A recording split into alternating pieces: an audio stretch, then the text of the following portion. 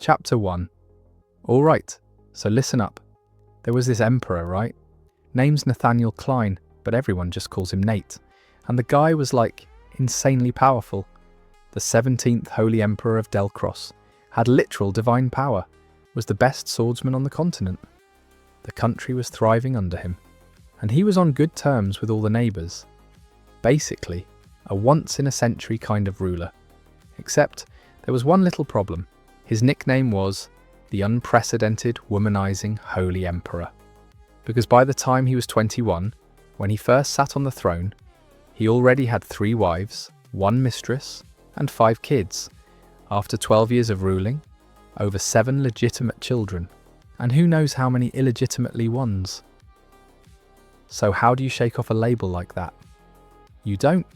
And Nate's been struggling ever since, trying to be a decent dad. But kids, man, they're a whole other level of pain. Take his oldest son, Owen. The kid starts spewing nonsense out of nowhere. He goes, "Father, I want to level up my stats through a status window." And then he just pieces out to the southern front. What are you even supposed to do with that? Then there's his daughter, Amelia.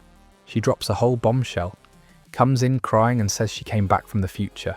Apparently, some guy named Leonard tricked her into marriage, then abused her, locked her in a tower, and eventually killed her. So now she wants revenge, full on to the bitter end. Nate looks at his sweet little daughter, who suddenly turned into a thorny rose, and thinks, what kind of parenting is this? Is it like this for everyone? Or are my kids just weird? But the real headache is his 4th child, Prince Morres. His mum is a hysterical mess who constantly nagged him, trying to turn him into the heir. And what did Morres do in response? He started fooling around with the palace staff and eventually turned into an out-of-control delinquent. Basically, the family's biggest embarrassment. Then the kid almost dies from some fever, wakes up, and he's like a completely different person. Stopped causing trouble, started training non-stop, lost weight, his swordsmanship got way better, but his personality turned sharp and cold. Nate's happy about the changes, sure, but something's just off. And then one day, this happens. Boom! The whole palace shakes. Everyone runs outside to the courtyard, and there's a freaking dragon. A real one.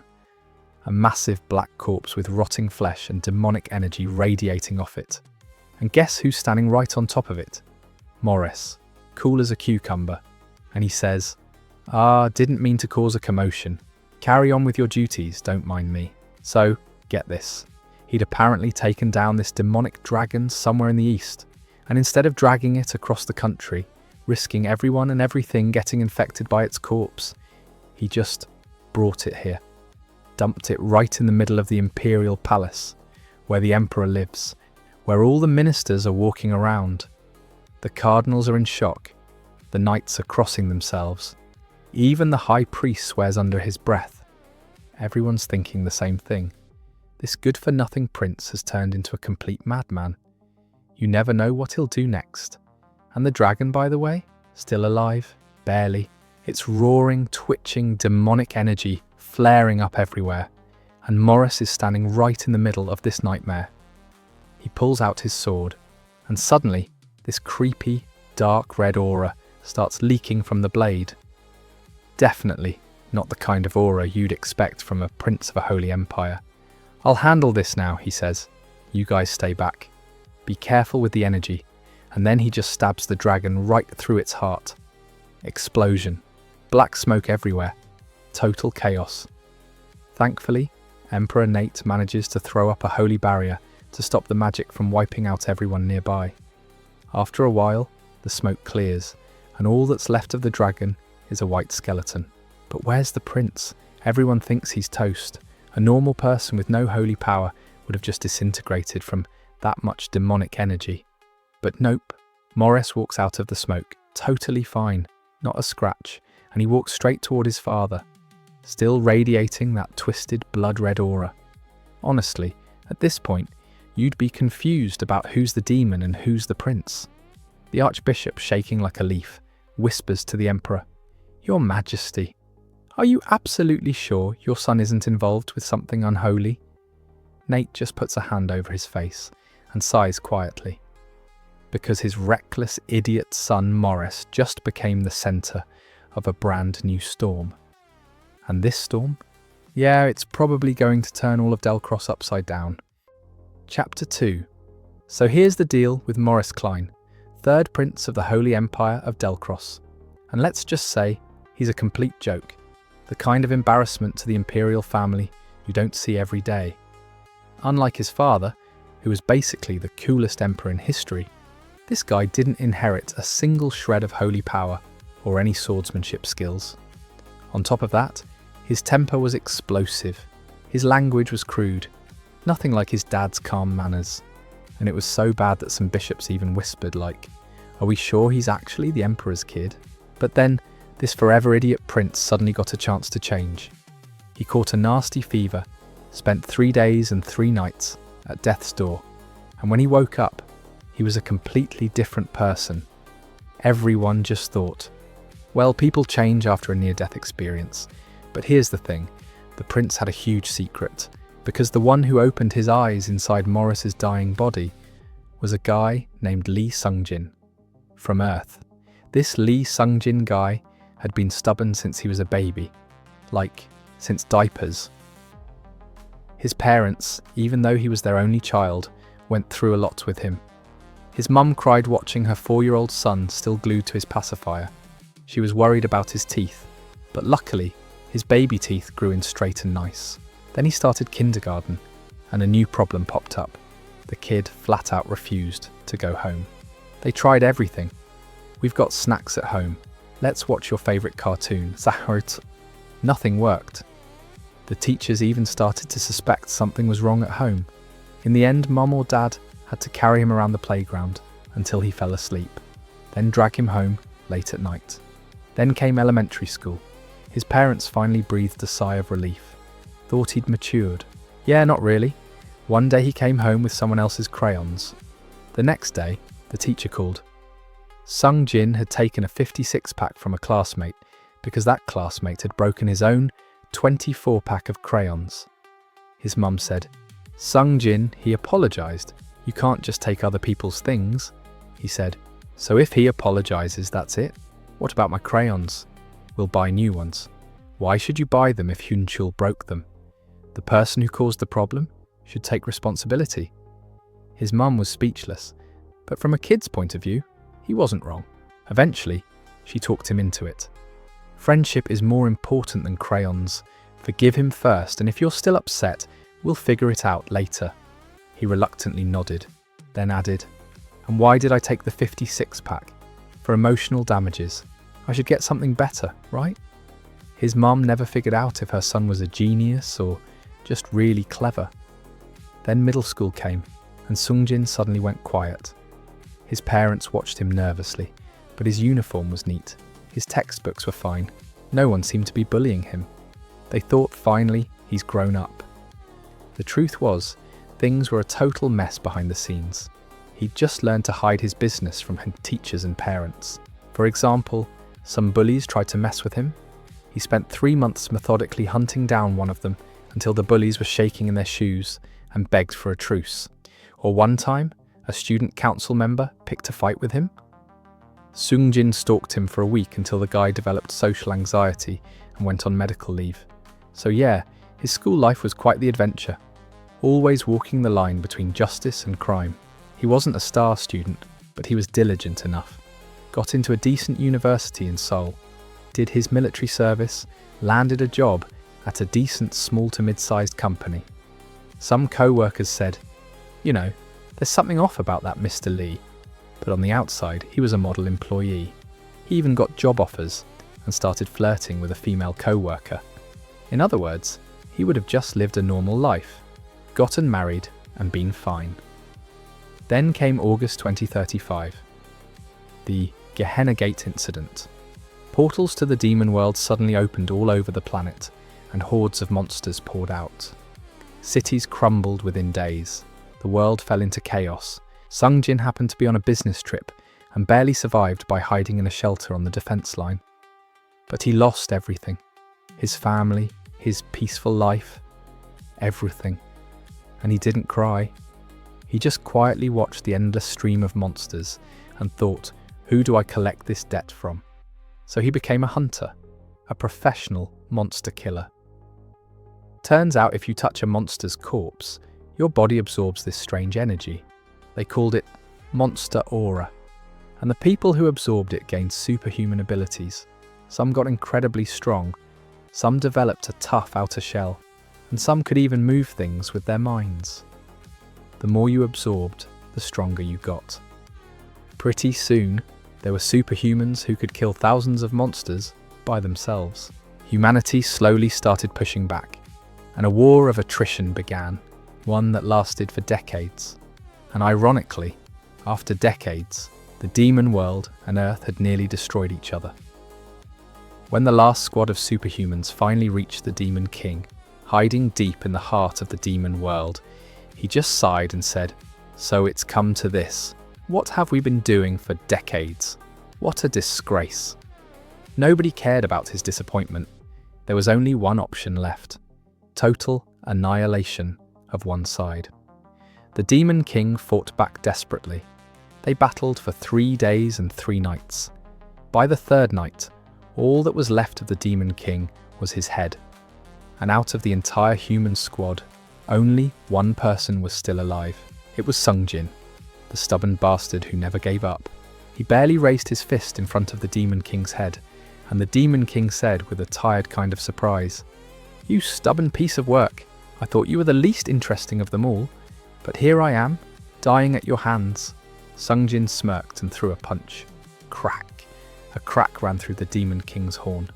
Another punch, and his nose caved in. But Sungjin didn't have enough strength left to smash his head completely. The Demon King, bleeding from his nose, panicked. "Hey, wait! Hold on!" Sungjin just kept punching methodically. At some point, Sungjin ran out of gas and stopped to catch his breath. And then he watched as the Demon King's crushed nose slowly started to heal. Turns out even just ahead, this demon could regenerate. The Demon King started negotiating. "Let's call a truce, recover our strength, and then fight again." But Sungjin knew, if both of them recovered, he was screwed. Because he was human, and the Demon King was the Demon King. So the Demon King tried a different angle. "Fine, let's just stop fighting altogether. I'll leave Earth and Gehenna forever.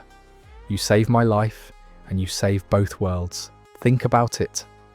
Sungjin stayed quiet. "If you kill me like this, Gehenna collapses, and Earth gets slowly dragged into the gates. Both worlds die." "Is that what you want?" Sungjin finally answered. "I don't care about either world.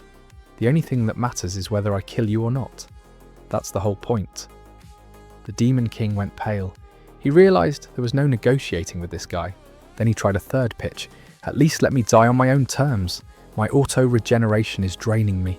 Give me some time and I'll burn my own soul with Gehenna's flame. I'll disappear on my own. You won't have to lift a finger, and I'll close the gates. Earth will be fine." Sungjin nodded. "Okay, I'll think about it after I kill you." The Demon King screamed, "How are you going to think about it after I'm dead? And you can't even kill me like this anyway. Why am I even talking to you?" Who knows how long this would have gone on. But at some point, the Demon King finally made up his mind. He started sobbing and yelled, You cursed brat, I really didn't want to do this." Crimson flames erupted. Gehenna's fire, the stuff that erases existence itself. It started consuming the Demon King's head, and then spread to Sungjin. The Demon King, laughing through his tears, shouted, "Burn together with this Demon King's noble soul as fuel. I will destroy you. I'll burn your soul to ash." His flesh was melting, his bones were showing, but even then he seemed almost happy that he was dragging Sungjin down with him. And Sungjin looked at his own burning body, the body that had absorbed monster aura for decades, that had become nearly invincible, and realized it was melting like wax, and it hurt like hell, even though he was used to pain. But he knew one thing: the one who started this invasion, the enemy of his entire life, was finally defeated. Then the Demon King, who had been laughing like a maniac, suddenly stopped, because he saw that Sungjin, engulfed in flames, was smiling. and a chill ran down the Demon King's spine. "Well," Sungjin said, "I guess this is it for me too." Then he slowly, with muscles that were nothing but charred skeletons, raised his burning fist. "So let's finish this with one last punch," the Demon King shrieked. "You bastard, even now? Think of this as compensation for emotional damages." "Crack!" the scream cut off. The Demon King's face crumbled into ash. Sungjin closed his eyes. In his fading consciousness, he thought he heard a cracking sound, like something breaking. That was the last memory of Hunter Lee Sungjin. So yeah, this was supposed to be the end. But nope, Sungjin wakes up and has no idea what the hell is going on. He was sure he'd burned even his own soul in that fire, and now he's lying in bed, and someone's spoon-feeding him porridge. And in his head, that damn Demon King, the same one who solemnly swore to burn his own soul to ashes. And now he's in there, being noisy and laughing his arse off. "Ha ha ha! This is hilarious. Are you a baby? What are you even going to do with that bib?" "It's a napkin, you idiot. Anyway, let's rewind to a day earlier." Sungjin opens his eyes and sees some mature woman in fancy clothes. She's got tears in her eyes. "Morres, my baby, do you recognize your mother?" "Oh, your highness, you've finally come around." "What?" Sungjin just blinks, completely confused. The room is gorgeous, there are servants everywhere. At first he thinks, maybe this is the afterlife? But then a familiar voice sounds in his head. "Hey, stop spacing out, wake up. Are you still sleeping or what?" "Demon King? Oh, you recognized me. You weren't opening your eyes, I thought your soul had completely fallen apart. Do you have any idea how strong that flame was?" Sungjin is furious. "What do you mean?" He finished him off. Whoa, calm down. Your soul hasn't fully settled into this body yet. If you lose it now, you might get kicked back out, got it? Sungjin tries to get up to deal with this bastard once and for all, but his body feels weirdly sluggish and heavy. He collapses back down. Breathing is hard, arms and legs are too heavy. Everyone around starts panicking. "Morres, what's wrong? Are you in pain?" And he's trying to break free, yelling that the Demon King is still alive and needs to be finished. And the Demon King in his head goes, "Hey, your blood pressure just spiked. If you keep this up, you'll die just as fast as you were reborn. Come on, breathe, in and out, in and out." Sungjin keeps struggling, and then, bam, sharp pain in his back, and his vision goes dark.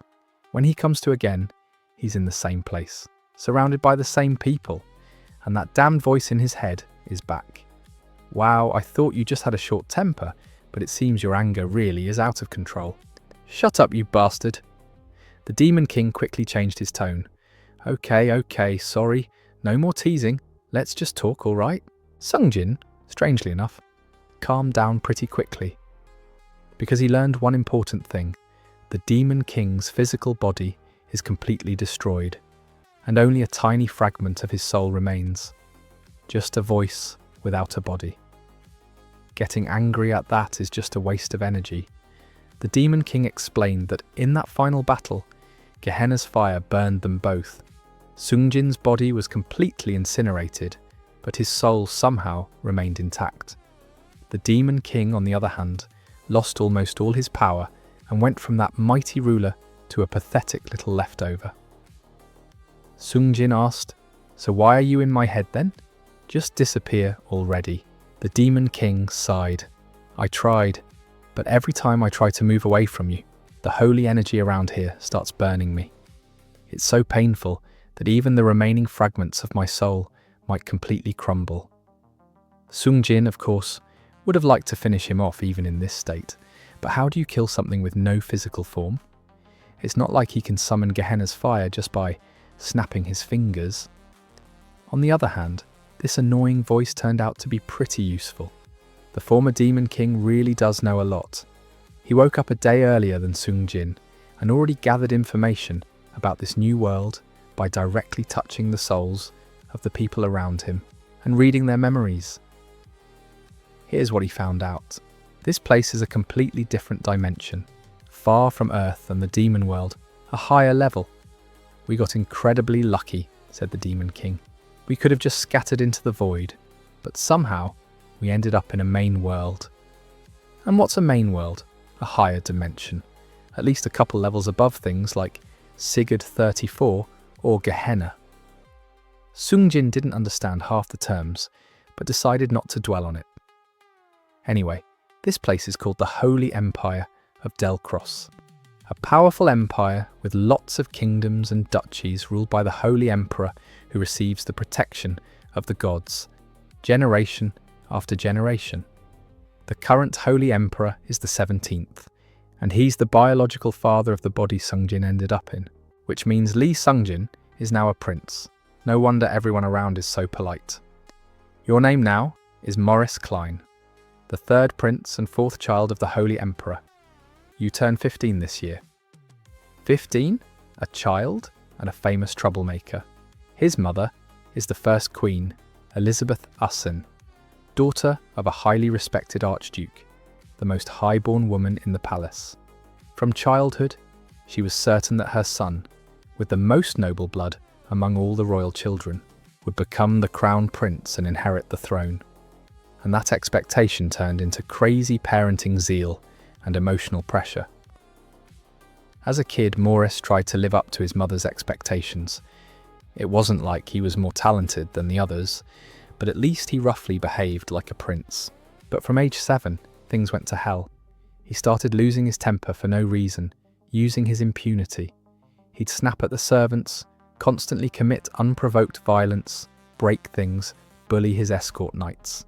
In class, he'd insult the teachers, and after the Queen scolded him a few times, he stopped going to lessons altogether. The Demon King recounted all this as if he were talking about Sungjin's own disgrace. Sungjin asked, "How do you have such detailed information after just one day? Can I even trust this? I directly connected to the souls of the people around you. This is top quality info you couldn't have gathered in a lifetime on your own. Be grateful." After that, the prince's life hit rock bottom completely. He even gave up swordsmanship, the only thing he somewhat enjoyed. He'd lie in bed all day and eat non-stop. People couldn't understand why he'd changed so much. They could only guess that the young prince who'd obediently followed his ambitious mother might have just cracked under the stress. Over the years, the once noble prince turned into an ignorant, impatient pig, rolling around on the ground from severe obesity. And then he suddenly got sick. 3 days ago, Morres ate a good dinner, went to bed, and at dawn he suddenly developed a mysterious fever. And by noon he'd lost consciousness. No sign of poisoning, nothing like any normal illness. The royal doctors couldn't do anything. The emperor put aside his duties and came to visit. The queen spent the whole night at his bedside in tears. And after 4 days of fever, the one who woke up in this body wasn't Morres, it was Sungjin. Sungjin asked, "So where did Morres's original soul go? We've basically hijacked someone else's body." The Demon King answered casually, When I woke up, there were no other souls in this body besides us. Maybe he died from the fever?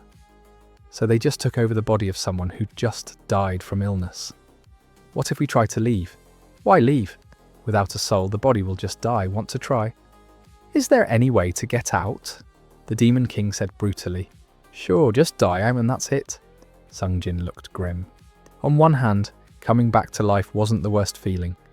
He'd already been ready for annihilation in that battle with the Demon King, and the feeling that he'd destroyed the demon world, even with leftover junk, was enough for him. But now he was awake. His past life, full of suffering and hardship, didn't look so appealing anymore, constantly grinding himself down to destroy a terrible world. Not exactly a fun time. And now, could he start a new life in someone else's body? Could this be considered compensation for everything he'd been through? While Sungjin was lost in thought, the Demon King, who didn't understand his complicated feelings at all, poked fun at him from the side. Anyway, who cares if you're a pig? You became the son of the most powerful guy in the country. Congratulations, you hit the jackpot. And that was also a problem. Sungjin swallowed hard and looked at his massive body, sprawled across the bed. His belly was so big that even lying down, it blocked his view. His arms and legs were swollen with fat. His joints wouldn't bend properly. He was out of breath and tired just from closing his eyes for a second. And that wasn't just from the fever. He'd have to exist in this worthless body. Sungjin sighed, remembering his old body with its powerful muscles. That's what happened in one day. And now he's lying on a fancy bed. Queen Elizabeth is spoon-feeding him porridge like a baby bird, with a napkin neatly tied around his neck. Come on now, Morres. Say ah one more time. He was shamefully close to losing it, but seeing this caring queen, Sungjin reluctantly opened his mouth again. And just then, a half-choked laughing voice rang out in his head. Ha ha ha ha ha ha ha ha! I'm losing it! You want me to die of laughter? Ha ha ha ha ha ha ha! Sungjin thought, one day I will get rid of you. He swallowed the porridge roughly and stopped the queen as she was about to scoop up another spoonful. Mom? My stomach's full, you must be tired. You can stop feeding me. The queen looked at him for a moment with some kind of sad expression, then lowered her head and wiped her tears with her fancy lace sleeve. You know, I suddenly noticed your memory's a bit off. You've never called me Mom before. God, this is so awkward. To avoid raising suspicion, he said his memory was a little foggy after the illness, but every conversation with the queen was pure stress, afraid he'd slip up. The Demon King gave him a tip. Looks like you usually called her Queen Mother. Sungjin knew that, but so what? Out loud, all he managed was, I'm sorry. What are you sorry for? That fever of yours was just terrible. Even the Emperor himself came to treat you, but the fever wouldn't go down. As a mother, I was afraid something terrible had happened. The Queen delicately adjusted her sleeve and gently took Morris's hand. The fact that you woke up alive and well is more than enough to make me happy. When her warm hand touched his, Sungjin had to make an effort not to flinch. He felt terribly guilty for pretending to be her son. Her real son was already dead, his soul gone, and she didn't even know. She couldn't even mourn him, but he couldn't just tell her the truth, that there was a different soul inside Morris's body. First of all, she wouldn't believe him, and second, if she did believe him, then what? Throw him out? And if his soul actually got kicked out of the body? Sungjin didn't particularly cling to his life, but he wasn't looking to commit suicide in such a spectacular way either. All eyes wide, but it seems there's a good side to you getting sick. My child sitting calmly with me like this. When was the last time that happened? Ha ha ha. Sungjin just smiled awkwardly. This crazy prince, how badly did you have to live that your mother rejoices over such small things? The body, which had already started showing signs of recovery, quickly got better. Porridge was replaced with normal food, and the range of allowed activities gradually expanded. Meanwhile, Sungjin spent his free time doing various exercises in his room. He wanted to run outside and do some high-intensity cardio right away, but he knew that with his physical condition, which had hit rock bottom after the illness, that was impossible. Besides, if I move too vigorously right now, it feels like my joints are going to pop out. Just doing basic calisthenics makes his knees shake. Standing exercises are also tough, and if he tries to run with this weight, his cartilage won't hold up. Is there a pool anywhere around here? He wanted to train like he was in rehabilitation. While he was clumsily moving his arms and legs, partially leaning on the bed to avoid straining his body too much, the Demon King was comforting him and talking nonsense. Well, it's still better than the first day, right? Looks like your facial features are starting to show a bit. Sungjin looked in the mirror. A huge blonde boy with a gloomy expression approached him. Greyish blonde hair, somewhat fierce eyes, very similar to Queen Elizabeth. Despite the excess weight, he seemed pretty tall for a 15-year-old, but Sungjin didn't know the average height around here, so that was just a guess. I don't see any changes. Isn't that just a little less swelling? We've got to start somewhere, with a positive attitude, don't we? Maybe if you work hard, you'll turn from a pig into a handsome guy. Now go get him. I just want to destroy him. Sungjin shook his head and went back to his exercises. The separate palace where Sungjin was staying was a beautiful ivory-coloured building called the Pearl Palace. From the outside, it looked simply elegant and neat, but if you looked closely, It was a fine villa filled with luxurious and colourful decorations. They said the first queen built it specifically for Morres, so it was clearly no ordinary building. It had everything a prince needed for studying and social activities. Small but luxurious bedrooms, a private study, a private training ground, a private conservatory, and a private banquet hall. Sungjin planned to visit the training ground and the library sooner or later, but while observing his surroundings for a few days, as he regained his strength, Sungjin noticed some strange things about the Pearl Palace. First, none of the people who lived in or visited the palace possessed divine power. This was very strange.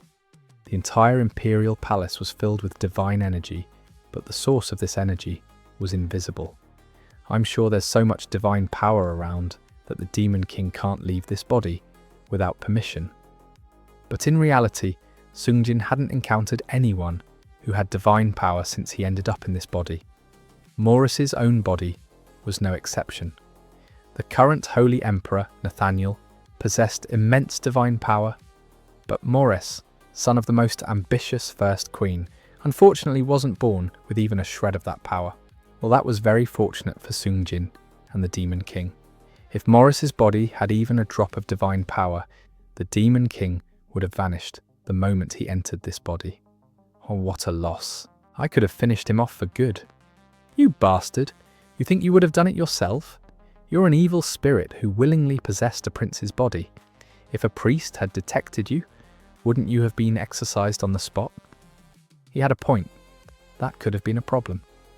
Anyway, the Holy Empire of Delcross had a stable theocratic system, and its influence spread across the continent. In other words, people with divine power gathered here, from all over the continent. But the Pearl Palace only had ordinary people without divine power.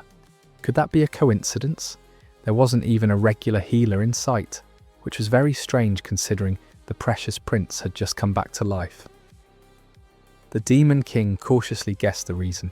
Maybe it's because Morres himself doesn't have divine power? So what? Think about his reputation. Even though he's the son of the Holy Emperor, they say he has no divine power. With that kind of personality, he'd definitely freak out just seeing other people use it. Maybe he went overboard because of an inferiority complex. That sounded plausible, but was it the only reason? Hey, that's great then. Let's just stay here. Isn't that better for us? Divine power users are especially sensitive to demonic aura and evil spirits. We could live without fear of getting caught. How good is that? Wait a minute. But Morris's father has divine power, doesn't he? How can a prince avoid his father if they live in the same palace? Yeah, so the final boss is your father? Sungjin sighed, feeling the Demon King tremble. I don't know either. Whatever happens, happens. Second, the servants at the Pearl Palace were kind of strange. The palace was managed by a small number of servants. Except for the minimal security, compared to the size of the palace, there were very few people there. One lady in waiting, 2 maids, a housekeeper, a cook, and 1 low-level administrative official. Even Queen Elizabeth, who sometimes visited Sungjin, was accompanied by nearly 20 attendants and escort knights. And even these few servants were unusual. Take Edith, the only lady in waiting. A young woman with short hair and delicate features, she walked around the palace with a somewhat clueless expression on her face, which didn't suit an imperial court lady at all. Every time she came into Sungjin's room alone, he thought she must have been through a lot at such a young age, because of such a tough job. But this woman turned out to be unusual. The moment Sungjin made the smallest gesture, she'd fly into the room or carry huge trays of food all by herself. Imagine his surprise when she lifted Morres's massive body with her slender arms to change his sweat-soaked sheets. At first, he even suspected she was a hired assassin, pretending to be a maid. His hunter's intuition, honed by decades of fighting demons, told him this woman might be on par with many knights. At first, he thought everyone here was like that, but no, even the first queen was just a fragile woman who grew up as an ordinary person, and her ladies-in-waiting who accompanied her were also just women with normal bodies. Skilled servants, yes, but still physically ordinary. So why was Morris's personal attendant so special? Edith, where do you get such strength? Edith, who was opening the curtains to air out the room, quickly bowed her head and answered, Yes, Your Highness, it's because I use aura. Maybe because of the Queen's strong influence, she remained polite even to a prince with a terrible reputation. She was just thinking to herself, What does this pig-like prince want now first thing in the morning? Added the Demon King, who liked to peek into people's souls and run his mouth. Sung Jin, slightly embarrassed, cleared his throat. An aura user? Yes, Your Highness. Aura is said to be the fundamental force of life, evenly distributed throughout the world. Those who consciously gather and use it on their bodies are called aura users. Thanks to his supposedly imperfect memory after the illness, Edith answered without suspicion. If a person undergoes aura initiation and is deemed worthy, they can take the entrance exam to become an Imperial Palace Knight. So you, Edith, are also... Yes, I also entered the palace first as a squire, hoping to join the Royal Guard. A squire? So a knight in training? Sung Jin's doubts grew. What was a normal aspiring knight doing at the Pearl Palace? Well, Edith glanced at Sung Jin and continued cautiously. In the past, Your Highness treated the servants somewhat harshly. In short, as Morris's terrible behaviour worsened, injuries and complaints from the servants never stopped. The first queen tried her best to stop it, but it was impossible to hide the fact that people were suffering every day. And news reached the Holy Emperor's ears. Can't handle it.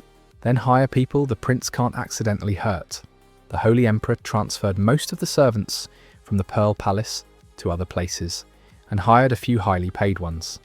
High wages were offered to those who could handle aura, and those with skills above the squire level. At first people thought no one would apply.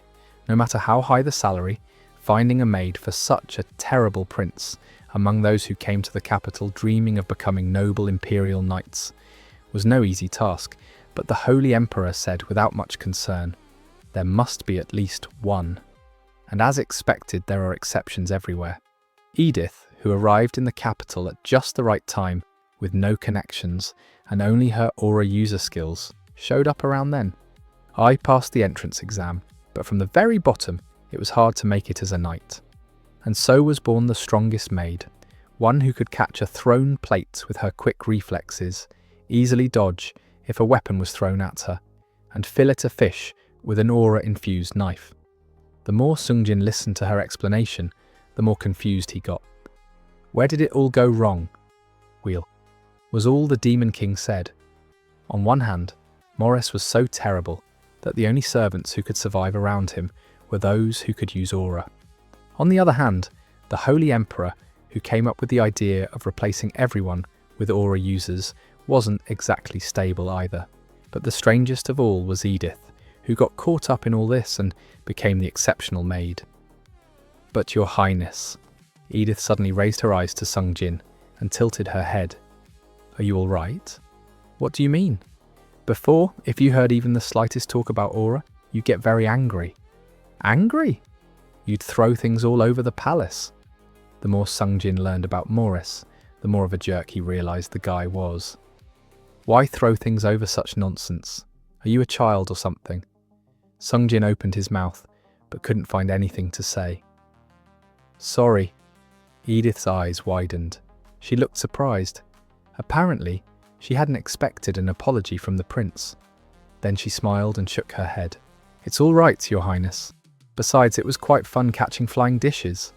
Sung Jin looked at Edith, who quietly lowered her head with a sympathetic expression, and said to the Demon King, She's probably a little crazy too. I know. By the way, this could be considered a realization, Sung Jin thought deeply.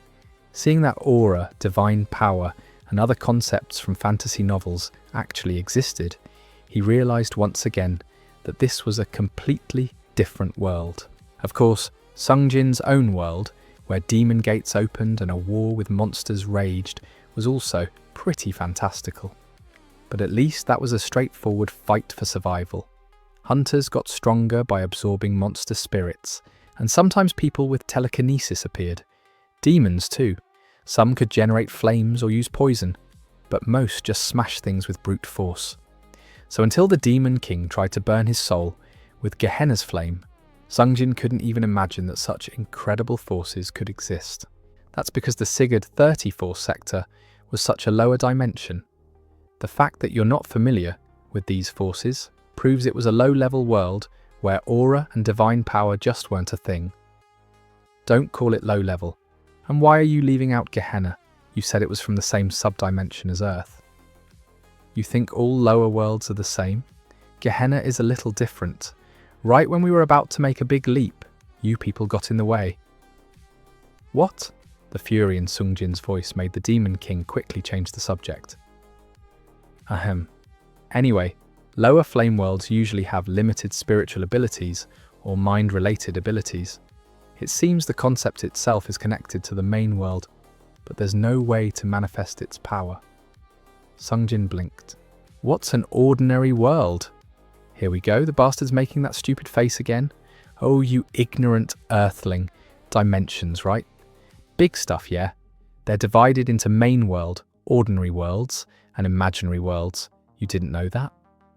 Why is this bastard starting again? What difference does it make? 3 dimensions or 4? Is that important right now? Just as Sungjin started to get angry, the Demon King's voice turned ingratiating. Maybe it doesn't matter. Maybe it doesn't. Let's get back on track. So how do I use aura?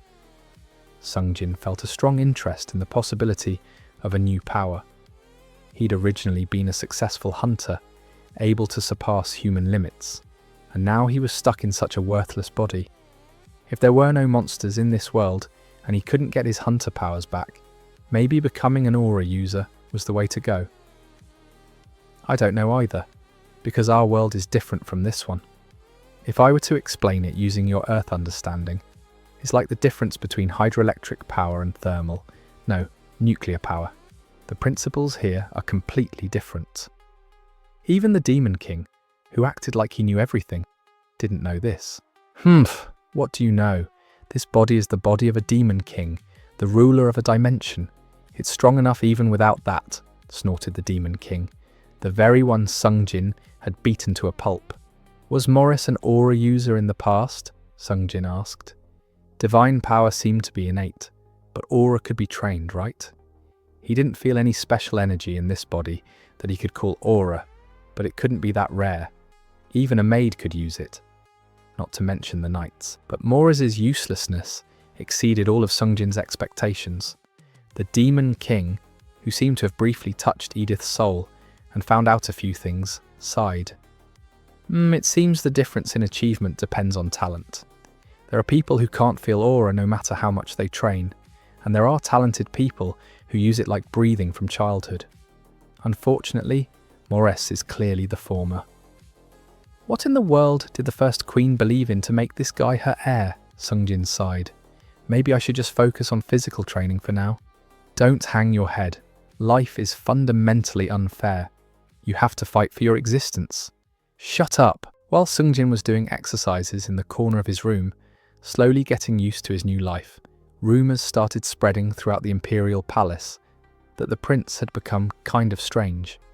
The Pearl Palace, which used to never be quiet because of loud cursing and the sound of breaking objects, had been as calm as a windless lake for several days.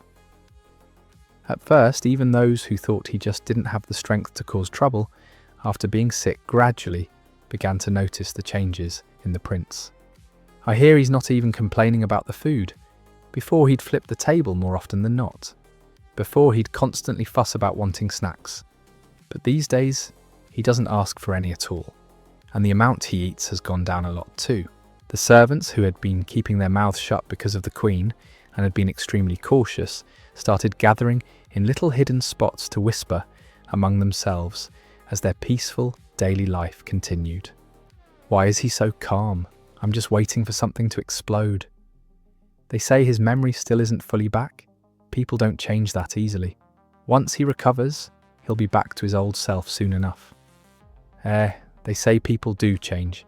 He had such a high fever. Maybe his head really did get a little messed up. Shh, are you crazy? What if someone hears? And all these rumours reached the head chamberlain, through the many eyes and ears spread throughout the imperial palace. How strange, said Head Chamberlain Louis, after listening to the servants' reports, resting his chin on his hand and thinking. They say it's not uncommon for a person's personality to completely change after a high fever or injury, one servant suggested. But Louis silently shook his head. The change in Prince Morres was certainly surprising and welcome. But the head chamberlain was more concerned about how the Holy Emperor was reacting than how the prince had changed. He had been by the young Holy Emperor's side since he ascended the throne. He knew well how diligently the Emperor had managed the Pearl Palace without allowing any changes. The staff was personally appointed by the Emperor, the number of visitors was strictly limited, and even the manager was chosen through the Emperor's personal review of applications. And yet, the Emperor was calmly observing his suddenly changed son without making any comments. That was quite strange.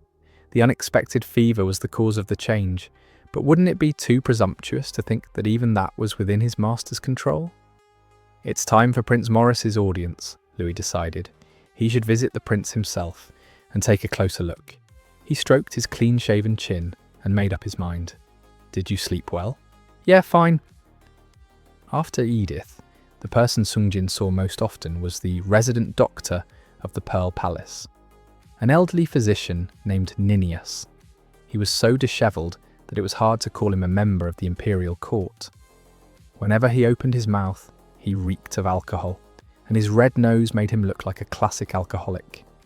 He examined Sungjin twice a day, morning and evening, but trusting him was difficult.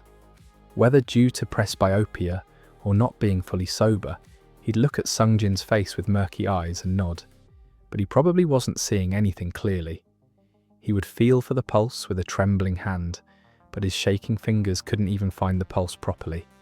Excellent. Everything's fine. What exactly is fine? Could this man even be trusted? Sungjin looked at Edith, who was standing nearby. She sighed and answered, Actually, Ninias primarily looks after the regular knights of the Pearl Palace. Your Highness had a separate physician originally, but according to Edith until recently, some wealthy imperial palace doctors, quite famous members of the Leora school, the most recognised school in the imperial capital, served as Morris's personal physicians. But when the prince fell ill with a fever and didn't receive proper treatment, they all fell out of the Holy Emperor's favour and were demoted. They were probably travelling through slums now, treating plague patients. If so, shouldn't they send a new doctor soon? How could they treat a prince who just came back to life like this? Coo, Dr. Ninias, who had been quietly listening to Edith's story, suddenly let out a low laugh. Isn't that exactly what they deserved? The Leora school is always spouting nonsense about fighting the plague on the front lines. Surprised by the cynical remark, Sungjin and Edith stared at him.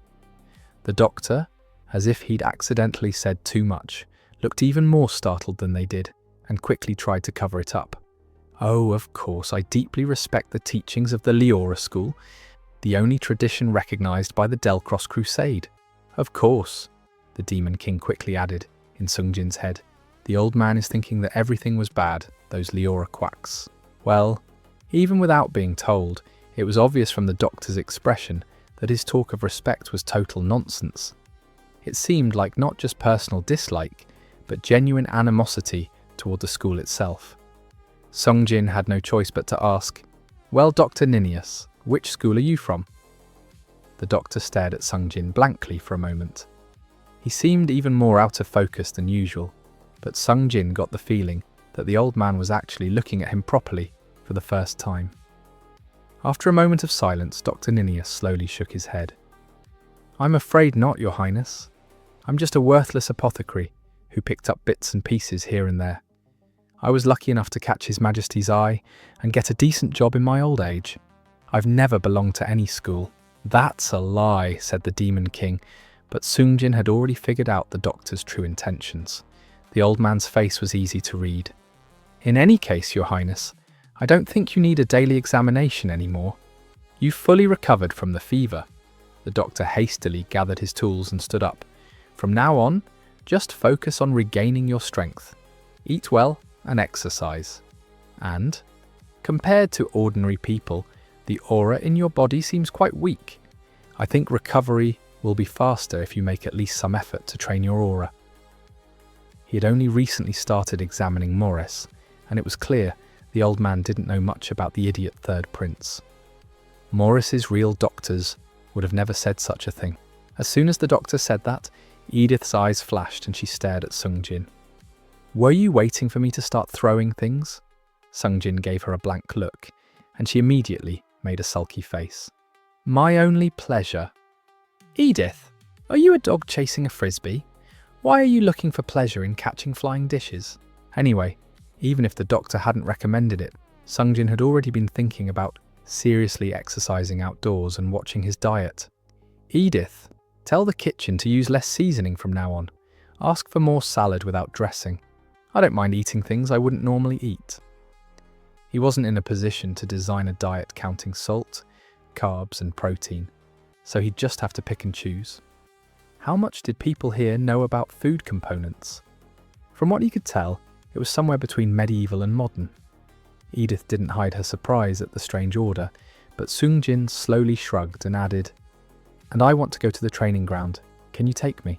The training ground at the Pearl Palace was originally built for Morris's private swordsmanship lessons. After he quit, it wasn't used for a while. Then the administrative officials appointed by the Queen kept it clean.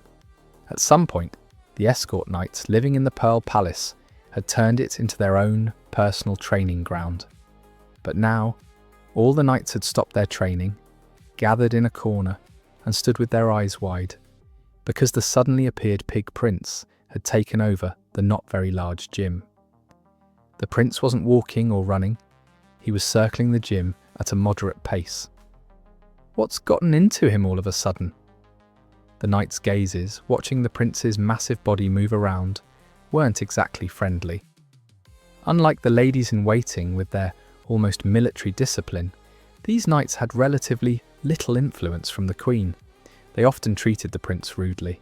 Some were openly contemptuous, but Sungjin, who had only one goal, to build his stamina and learn aura, didn't care about them at all. Breathing heavily, he made a few laps and left, without even glancing at the knights, wiping his sweat with his sleeve. What the hell just happened? The knights looked at each other in confusion. Normally he'd be screaming at them for not bowing low enough, but this idiot just quietly exercised and left. The knights blinked but soon went back to their business, deciding that anything can happen in life, and this was just another whim. But the next day, and the day after that, the knights saw Morres again, walking around the training ground. "My stamina is absolute crap," Sungjin breathed heavily. Getting frustrated, he'd planned to build some muscle and strengthen his frame first, then do cardio once he'd lost a little weight. But he was already doing cardio at full effort, and he'd only done a few laps. His lungs felt like they were about to burst, his heart was pounding like crazy, and his whole body was soaked like he'd been caught in a downpour. At this rate, when would he ever build enough stamina to learn aura? The knights whispering in the corner with dissatisfied expressions were really starting to get on his nerves. Sweat dripping down his hair was stinging his eyes. He wiped his eyes in irritation, and suddenly a dry towel appeared in front of him. Without thinking, he took it and looked up. An elderly gentleman was looking at Sungjin with a smile. "Who is that?" The elderly man stood with several attendants. His hair was grey, but his back was straight, and his suit was neat, without a single button undone. Meeting Sungjin's eyes, the old man took a step back, pressed his right hand to his chest, and respectfully bowed his head.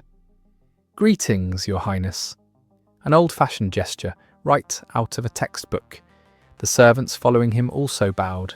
Sungjin didn't know how to react, and just stared at him. The old man continued, looking slightly puzzled. "I heard the fever caused you to lose your memory, and I didn't visit you sooner. I apologize, Your Highness." He never lost his extremely respectful attitude toward the young prince. Sungjin felt a bit of respect for him and wiped his sweat with the towel. Seeing this, the old man smiled again, then slightly lowered his head and said, "My name is Louis Feltre, head chamberlain of the Imperial Palace. I assist His Majesty." Suddenly someone who looked like the final boss's right-hand man appeared. Sungjin's lips tightened for a moment, but the old man, not even noticing, continued in a cheerful voice as he took the sweaty towel back.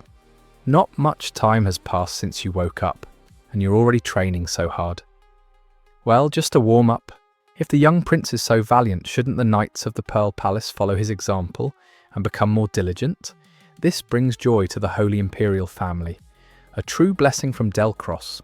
Sungjin looked around with a dumbfounded expression. "No, old man. Look at the atmosphere when you say things like that. Look at those knights. Don't you think they're about to start shooting lasers?" The Demon King clicked his tongue. "Wow, this guy. Is he serious? Is he some kind of bootlicker from another world?" But despite that, the head chamberlain had a face like a proud grandfather looking at a wonderful grandson. Sungjin looked away and cleared his throat.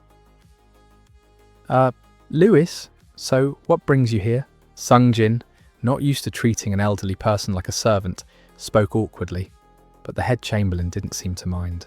When the prince lost consciousness from the fever, His Majesty the Holy Emperor was very worried.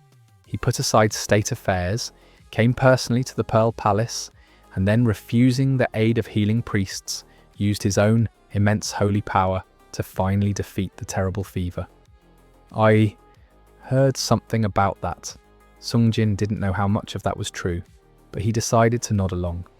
Fortunately, the prince has risen from his sickbed in good health, but His Majesty has not yet been reassured. He ordered me to carefully assess your condition before the audience. Well, that's certainly something to be thankful for. If the prince wishes, His Majesty would come personally to the Pearl Palace at a convenient time. "What, come where?" Seeing Sungjin's bewildered expression, Louis quickly added an explanation. "Ah, you seem to have forgotten about the regular audiences. Since ancient times, the Holy Emperor has dined with the princes and princesses at least once a week. Does the ruler of the country actually have time for that?" For Sungjin, who wanted to avoid meeting the Holy Emperor as much as possible, this was bad news. As you know, His Majesty cares deeply for his children, and until now, audiences have never been cancelled unless there were important events in the Empire or unavoidable schedule conflicts. However, in the case of Prince Morres, there have been many instances where scheduled meetings were cancelled on the day itself. For some reason, the prince would often send word that his condition had suddenly worsened right before the audience.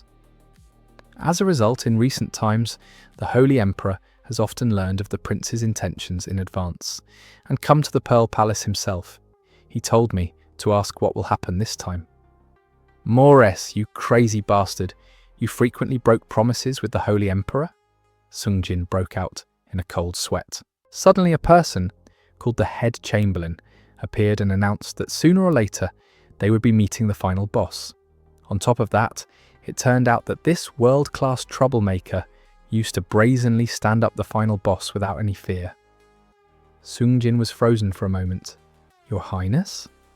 He was so flustered that his pupils were shaking, and his words kept coming out wrong.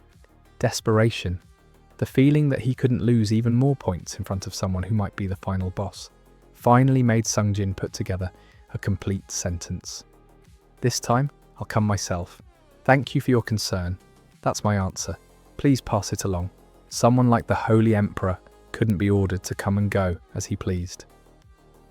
Sungjin wished he knew how Morres used to communicate, and whether this matched proper etiquette. But strangely, the Demon King, who usually chattered non-stop, was silent now. Fortunately, Sungjin's answer seemed to please the Chamberlain. If the prince is behaving so admirably, how pleased His Majesty must be. I will do my utmost to ensure the audience goes smoothly. I will soon send someone to the Pearl Palace with a message, so please take care of yourself. Louis performed another polite gesture and left the training ground with a composed expression. However, Sungjin's keen eye, trained by years of combat, noticed that the head chamberlain's cheekbones twitched and rose slightly. What did I do that made him so happy? The more he thought about it, the more he realized how stupid Morres must have been before. Sungjin, catching a glimpse of the Chamberlain's group, walking away with light steps, sighed in relief and turned around. Because of the unexpected encounter, the break had lasted longer than planned. He decided to start walking around the training ground again. He needed to do at least a few more laps than yesterday to be sure he was making progress. Of course, he hadn't even finished half a lap before he was out of breath, and his firm resolve was humiliated. The knights, gathered in groups of 2 or 3 in the corner of the training ground, didn't hide their displeasure when the prince, whom they'd expected to leave soon, started his rounds again. Some, showing their irritation, left the hall, while others sat down and pretended to clean their equipment, occasionally throwing contemptuous glances at Sungjin. Until now, Sungjin hadn't paid much attention to whether they were being rude or not, but the constant hostility was starting to get on his nerves. Still, he needed to deal with the knights from time to time. How long had he been walking around the training ground like this? Gasping and staggering, Sungjin took a few more steps and then collapsed to the floor. His vision went dark. He felt like dying. He hadn't thought it would be this hard, and he'd spent weeks fighting monsters, sleeping on the front lines. As he was gasping for air, a small voice quietly spoke to him, as if slithering inside. "Hey, so you're going to meet after all? The Holy Emperor?" At first he couldn't understand what was happening because his head was foggy from lack of oxygen. Come to think of it, had this guy been strangely quiet earlier? "I guess I have to. What were you doing? Did you get any information from the Chamberlain? It was so quiet I thought you'd finally disappeared." The Demon King, strangely, didn't react to these words. I found out, he replied in a strangely hollow voice. The head Chamberlain turned out to be someone with resistance to soul touching. "It's not easy, so I had to focus." Sungjin tilted his head. "Resistance to touching? You never mentioned anything like that before. Is the head Chamberlain a priest?" "Are you crazy? Touch divine power? I'd rather try to kill myself again." According to the Demon King, touching a soul was like talking to a sleeping person. When a soul isn't in a crisis or stressful situation, it's usually defenseless, half asleep. If you send a mental wave with what you want to ask, the relevant memories surface from the unconscious. This convenient method had its limits. The Demon King couldn't read memories directly from Sungjin's soul, and he didn't even know the exact reason. A simple, relaxed guy like you is secretly not so simple. What? Souls with strong mental or divine power couldn't be touched. In the case of someone with strong mental defenses, like a soul in a state of extreme tension, the resistance to mental waves is very high. And if the Demon King's soul touched a soul with divine power, it would completely disappear upon trying to connect. In that sense, the head Chamberlain has a very strong ego defense. He's a strict person with strong self-control. Someone like that doesn't easily give up the memories I need, and his mental barrier is so strong that it's hard to break through without damaging the soul. Despite this, the Demon King tried to gather as much information as possible. Sooner or later, he would have to appear before the most powerful priest on the continent and await his verdict. Would the Holy Emperor be able to recognize the remnants of another world and the demon world possessing his son's body? So, did you find out anything? Unfortunately, there was no useful information. That old man turned out to be a very important figure in the palace. More important than I thought. The information he possesses is so vast that I couldn't focus on what I wanted to find out. I tried to get some sense of the Holy Emperor, but his perception is very biased. So I don't really trust it. You don't trust it? The information from the head Chamberlain, who serves right beside the Holy Emperor? At Sungjin's question, the Demon King's soul seemed to stir slightly. If it had a physical form, he might have sighed. The head Chamberlain's loyalty to the imperial family is indeed great. He's even friendly to Morres, whom everyone criticizes as a good-for-nothing. And his faith in the Holy Emperor is so firm that, to put it mildly, it's devotion. But in a bad way, it could be called fanaticism. Is that enough to call it fanaticism? Yes. He thinks the Holy Emperor is almost omnipotent, you know? Is that reliable information? Sungjin blinked. Omnipotent. I don't think he's even clearly aware of it himself. He's just pleased with himself for giving his loyalty to such a good holy emperor. But, in his subconscious, the holy emperor is by no means an ordinary person. He firmly believes that he is the greatest heir of all time and the undoubted representative of the main god. But you know what's really funny? He himself doesn't really believe in God. He's not very interested in religion itself. What do you do with that? He doesn't believe in God, but he believes in God's representative? That's why it's funny. Isn't that a complete contradiction? But that meticulous guy doesn't know it himself. How far can respect, admiration, and trust in a single person go? Sungjin stood up silently. His breathing suddenly calmed. In the light breeze, his heated body quickly cooled, and goosebumps ran down his skin. I don't think this is just a matter of strong or weak divine power. The representative of God. Since Sungjin was close to being an atheist, he didn't think there existed an omnipotent person who actually represented God. It was just that the head chamberlain subconsciously believed the holy emperor might possess something special. For example, what if the holy emperor had the same ability as the demon king, the soul touch? Wouldn't people around him then consider him omnipotent? Whatever it was, one thing was certain. It looks like we're going to be caught. Do you have any solution? Maybe we just break the promise like Morres did. That's a temporary measure. Before, Morres didn't even show his face, so the Holy Emperor came all the way to the Pearl Palace himself. What will you do if they come here again? What if we run away from the Imperial Palace? I don't know if I'll have time to prepare, and how can I do it with such low stamina? With this body, I'll be noticed wherever I go. We're doomed. Is that all you have to say? Feeling the Demon King's soul trembling inside his head, Sungjin did his best to suppress his growing anxiety. Before evening, a servant was sent from the main palace to announce the mealtime. Unsurprisingly, the Pearl Palace was turned upside down. How long had it been since that fat prince had gone out for an official visit?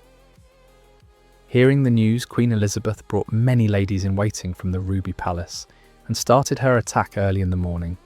Soon the entire Pearl Palace was buzzing under the Queen's direction. Sungjin, who had planned to spend the whole morning at the training ground since the meeting was in the afternoon, was caught by the ladies-in-waiting with solemn expressions before he even left his room.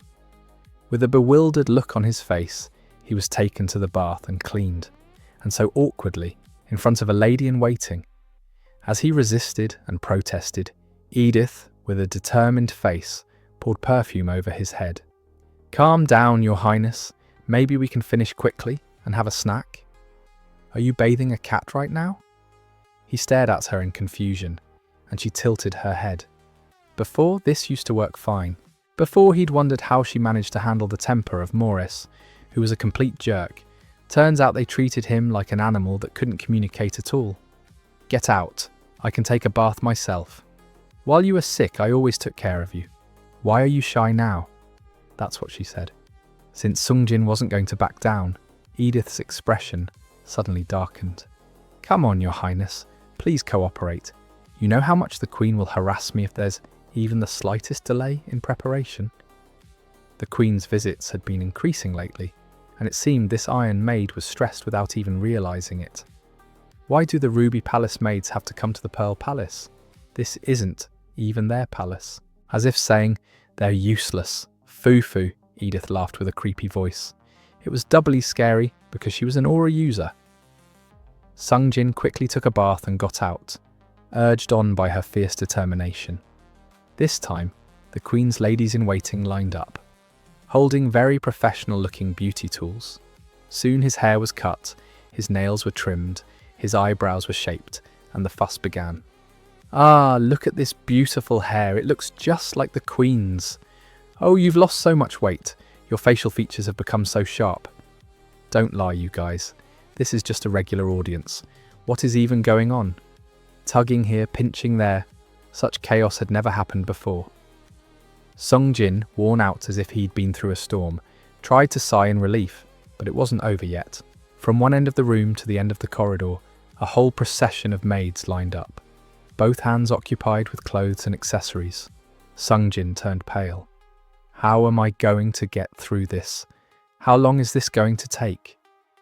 But the Demon King, who would normally be laughing at Sungjin like crazy, was in a strange state. Fu, the one closer to the end, should be a normal colour. Of course, fu. Fortunately, Queen Elizabeth's taste was quite noble. He was bothered for a while by clothes with numerous ruffles that kept appearing and disappearing, but in the end, from a modern person's point of view, Sungjin looked quite decent. The dark blue uniform, embroidered with silver thread, looked neat at first glance, but if you looked closely, you could see how much money, skill, and time had been spent on it. The clothes were loose enough, and the ladies in waiting spent some time adjusting them. Of course, no matter how they dressed him up, he was still a pig in a fancy package. Sungjin sighed inwardly, but even so, his appearance wasn't quite satisfactory in the Queen's eyes. "Oh, Morres, how can you look so magnificent?" The soulless praises from the ladies in waiting never stopped. "You are extremely noble.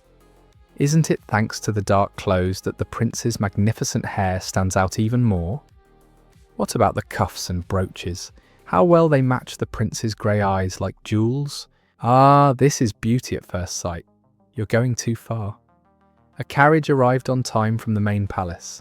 He said he'd handle things smoothly, but the head chamberlain turned out to be more meticulous than he thought. As he got into the carriage accompanied by Edith, 2 escort knights followed behind. The imperial carriage is so magnificent. Riding in this definitely feels different from riding in a car, doesn't it? Oh God, are you a child? Don't you realize this is a carriage to the underworld? Shut up. But soon after leaving the Pearl Palace, the Demon King shuddered and called out to Sungjin. "Hey, I have a bad feeling about this." Sungjin, who had been sitting comfortably, tensed up. "What? Why? Look outside, you idiot. Isn't the main palace still far? But the surroundings are already filled with an ominous light." When he lifted the curtain and looked out the window, a vast view of the imperial garden spread before him. On a huge green lawn, whose boundaries weren't even visible, a road wide enough for 3 carriages to pass side by side stretched out. At the end of the road stood the majestic and beautiful main palace, gleaming white, and countless people filled the large garden in front of the main palace. Knights looking around warily, aristocrats in groups of 2 or 3, clerks hurrying back and forth with stacks of papers, and a huge number of priests dressed in gleaming white uniforms. About half the crowd was dressed in white robes. On the white robes were, from simple to magnificent, embroidered with gold thread, was always engraved the main god's emblem of the sun and sword. It dawned on Sungjin, this place was a den of priests. "Ah, I was mistaken. I thought it would be fine if I hid well inside your body, but I was wrong. My soul hurts like it's being pricked by needles, just from being near those who possess divine power." Sungjin, made nervous by the Demon King's fuss, swallowed without even realizing it. It seemed like any moment those priests might recognize Sungjin and rush at them, shouting that he was an evil spirit who had possessed the prince's body. "We should have just run away when we had the chance." As the miserable Demon King was lamenting, the carriage stopped. He had arrived at the main entrance of the palace, the residence of the Holy Emperor. Carefully stepping down from the carriage, Sungjin was greeted by a group of knights in luxurious uniforms. "We greet Prince Morres. Hail to the 3rd prince!"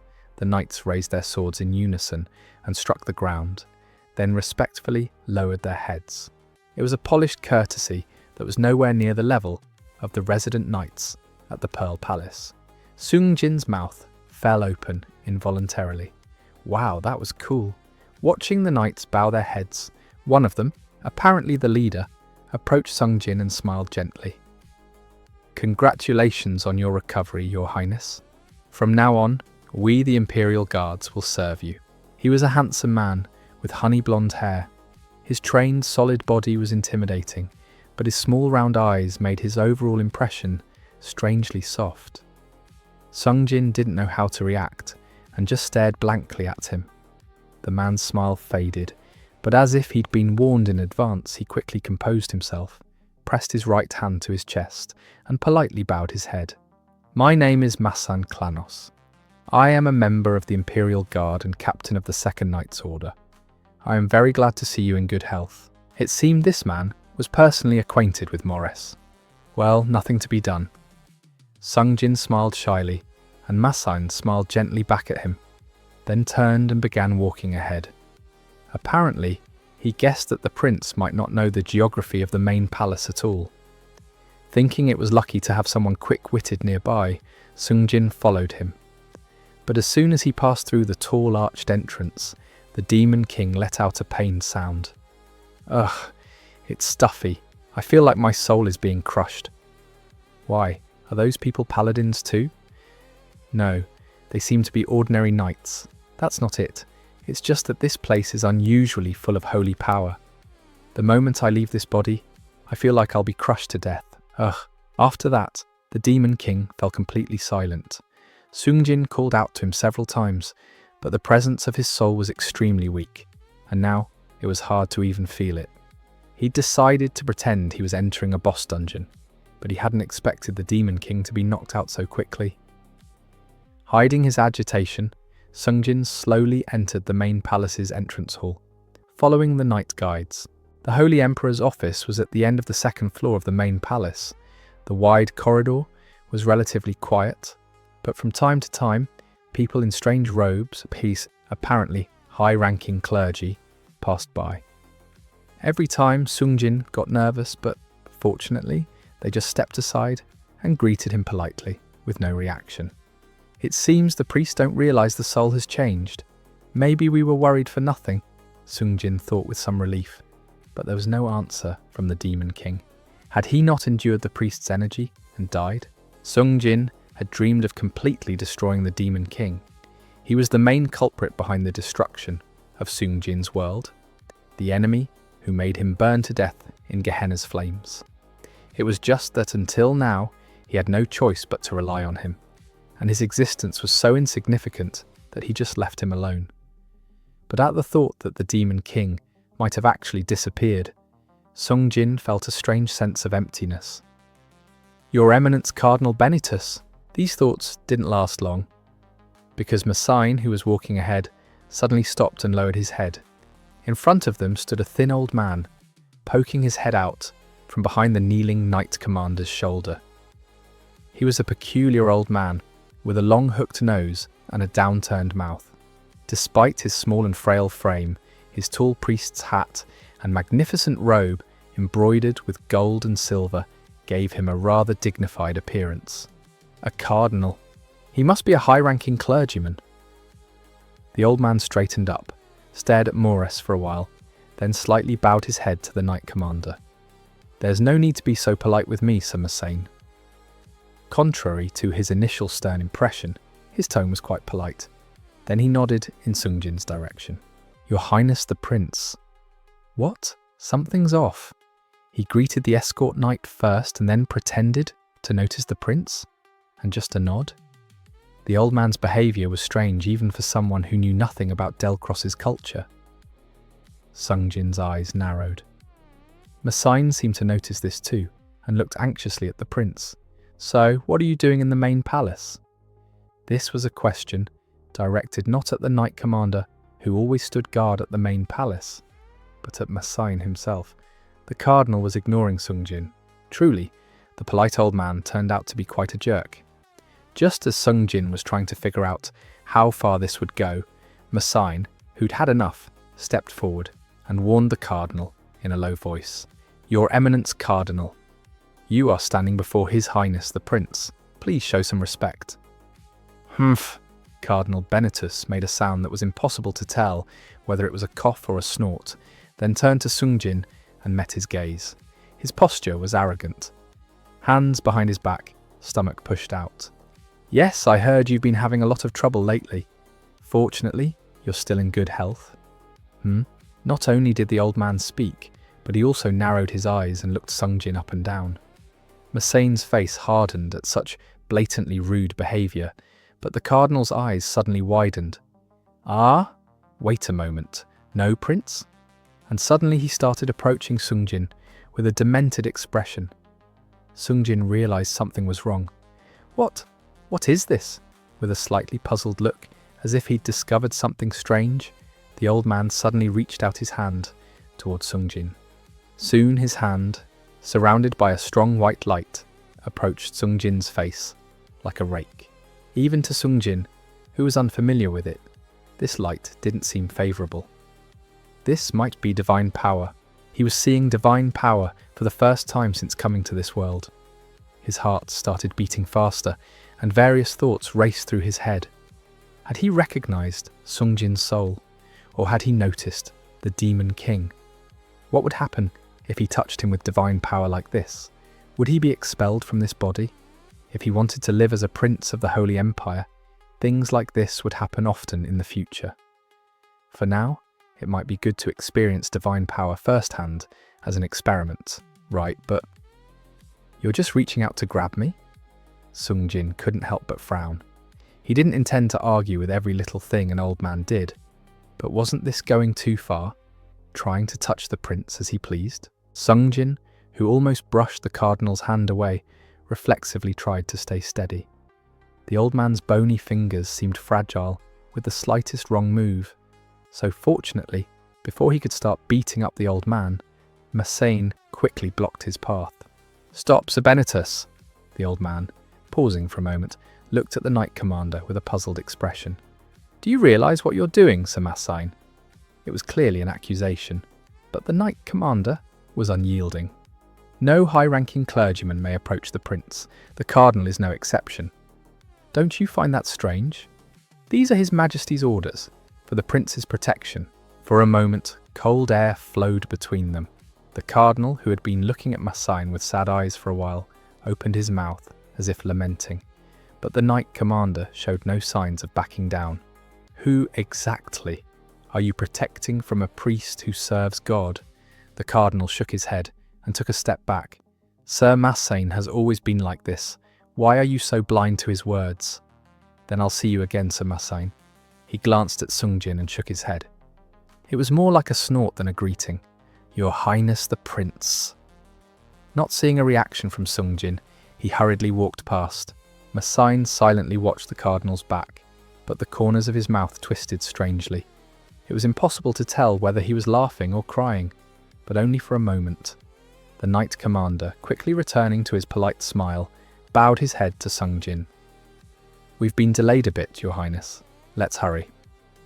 Their behaviour seemed a bit strange to Sungjin, but he quickly calmed his nerves and obediently followed Massane. It's fine. He had important business ahead, meeting the Holy Emperor. What did this have to do with anything? "Oh, Your Highness Morres, how magnificent you look. His Majesty will be very pleased." As they approached the office door, Head Chamberlain Louis, waiting outside, approached with open arms. Sungjin doubted such an excessive reaction, but Louis immediately caught himself and quickly corrected. "Oh, forgive me, Your Highness. You're so obedient and courteous that this servant momentarily forgot his manners." There was a soft-looking nobleman standing in the corner who couldn't control his emotions. Sungjin smiled bitterly and asked, Louis? As you know, I can't remember much. Is there anything I should be careful about when meeting Father? Sorry to cause you more trouble." Louis's face lit up. If the Demon King had read his mind, he would have said, "You've asked such a profound question. This Lord Morres has become so worthy." Thanks to Morres, who had thoroughly trashed his own reputation, Sungjin could do pretty much anything within reason. I assumed the prince would be concerned about court etiquette. Fortunately, His Majesty doesn't care much about external formalities. It's enough to address him as Your Majesty, and that will show proper respect. It seemed the Holy Emperor wasn't particularly strict. Just as Sungjin felt relieved, the head chamberlain turned and called out loudly to the door. "Your Majesty, Prince Morres has arrived." Now, into the boss's room. The office door slowly opened, and Sungjin entered, trying to calm his pounding heart. In the worst case, I'll just get thrown out of this body. After meeting Cardinal Benedictus, this fact had etched itself into his heart, and his initial anxiety had significantly diminished. Now, curiosity filled that space. What kind of being was this Holy Emperor, called the representative of God? When he tried to picture him, he thought of the Pope in his tiara, whom he'd seen on TV before his world was destroyed. That person was an old man, but since the Holy Emperor had a teenage son, he should be younger, right? Maybe he looked a lot like Morres? Was he a strong man? Or more like a typical weak priest? At least it didn't seem like he was pushed aside by age. Right now, he and the Demon King were bickering and acting childish, but despite that, Sungjin was well into his 60s when he died on Earth. As he entered the room, feeling a mix of anxiety and curiosity, the first thing he noticed was a lavishly set table in the centre of the room. He thought it might suit Morris's taste. Similar desserts were often served at the Pearl Palace. Beyond the table was a large desk with magnificent carvings. Looking at the stacked documents and scattered books, he felt this was a place for official business. And the Holy Emperor was standing in front of the large window overlooking the terrace. Sungjin's eyes widened involuntarily. The Holy Emperor, is that him? He was a well-groomed young man.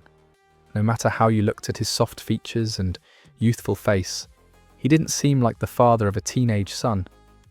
With his short cropped black hair, simple casual clothes and slim build, he looked more like a well-trained swordsman than a priest. The man called a priest even wore a long sword at his waist. No tall cardinal's hat, no papal tiara, only a magnificent white robe draped over his shoulders, like a cloak hinted that he was not an ordinary clergyman. If one had to find a resemblance to Morris, it would be in his grey eyes, which caught the light and shone with a mysterious silver glow. Those warm eyes were looking at Sungjin. Could this really be the father of that fat guy? Ah, father? Oh no, he'd been asked to address him as Your Majesty. He was so flustered that he blurted out the name that was on his mind. The Holy Emperor tilted his head.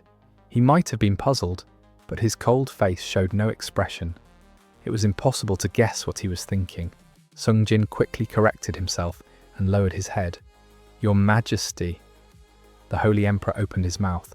A clear, low voice said, Father is acceptable too.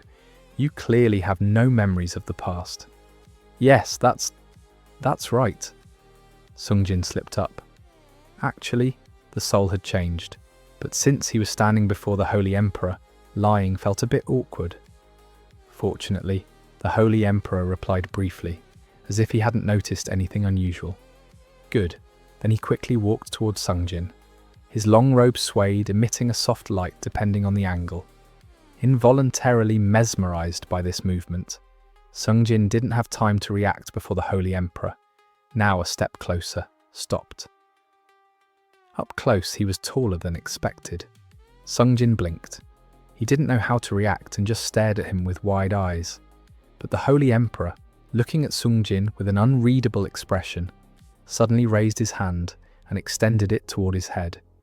It all happened so fast that he couldn't react. His palms, involuntarily clenched into fists, were covered in cold sweat. Had he noticed too? Was he going to die like this? Sungjin closed his eyes, anticipating the end.